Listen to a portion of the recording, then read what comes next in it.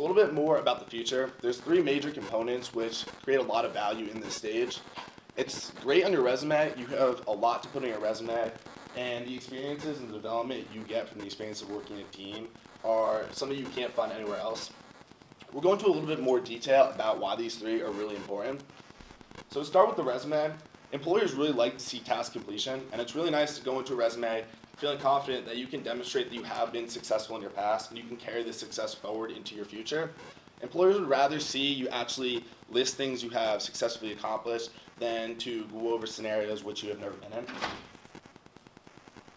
Let's talk a little bit more about the resume and the challenges and the confidence that comes with teamwork. Is that a lot of interviews will be followed with behavioral questions, and they ask how you have reacted in challenging situations in the past. Being able to reflect on the challenges you had in your team development stage and that you've highlighted in adjoining will really give you that confidence to succeed in that interview process. And the insight that I discussed earlier will really give you a good idea of where your strengths are, where your weaknesses are, how you can improve. And this is a really important part of the adjoining process because you shouldn't be afraid to highlight weaknesses of your teammates and take positive criticism from them, because you can really develop from them. And you really want to leave the adjoining stage being able to work on those strengths and those weaknesses. So I wanted to show this graphic because it really demonstrates that adjoining is the final and last stage.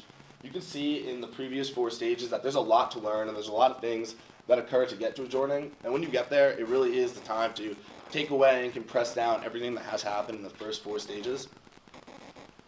So teamwork has a lot of rewarding and enjoyable ways to complete work. You gain a lot of different perspectives of other people, and it really gives you the opportunity to excel in different areas, learn something new, and get the insight of other people. So I encourage everybody to go out and look for opportunities to work in teams. I'm sure going off that everybody has had the opportunity in the past to work with teams, and I think it's really important to highlight that when you do get the opportunity to work in groups with unique people, that you should really be looking to take the most out of it.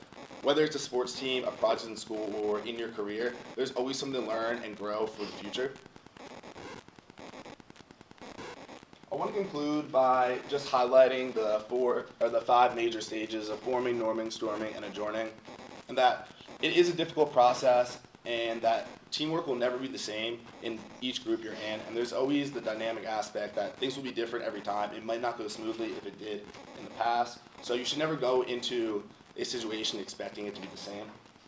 I want to end this presentation on teamwork with this quote that reads, "We don't grow when things are easy, we grow when we face challenges." This really sums up what teamwork is all about, because it really is a process that is difficult for most, and you really can come out of it with a lot of new knowledge and a lot of new perspectives for your future.